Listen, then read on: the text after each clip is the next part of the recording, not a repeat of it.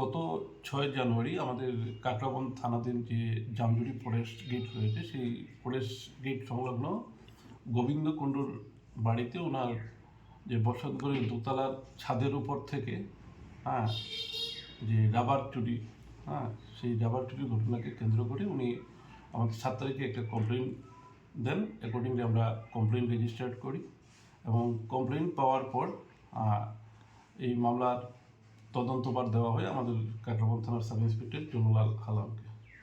এবং এই মামলার তদন্ত শুরু করার পর আমরা on the basis of our secret information আমরা এই চুরির ঘটনায় জড়িত যে একটা মারুতি ইকো ভেহিকেল সেটাকে আমরা ডিটেক্ট করি এবং এই গাড়ির যিনি ওনার তাকেও আমরা অ্যারেস্ট করি এবং তাকে 7 তারিখে আমরা অ্যারেস্ট করি এবং 8 তারিখ 3 দিনের পুলিশ রিমান্ড চেয়ে আমরা মাননীয় কোর্টে ফরওয়ার্ড করি।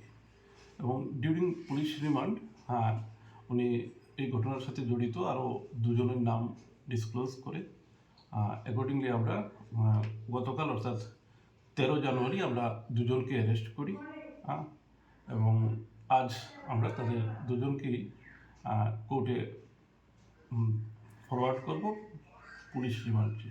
এবং যাদের আমরা গতকাল অ্যারেস্ট করেছি তাদের নাম হচ্ছে, একজনের নাম হচ্ছে বিশ্বজিৎ দেবনাথ, যাকে বিশু বলে ডাকে, আরেকজনের নাম হচ্ছে বিশ্বজিৎ দেববর্মা, যাকে চাম্প্রু বলে।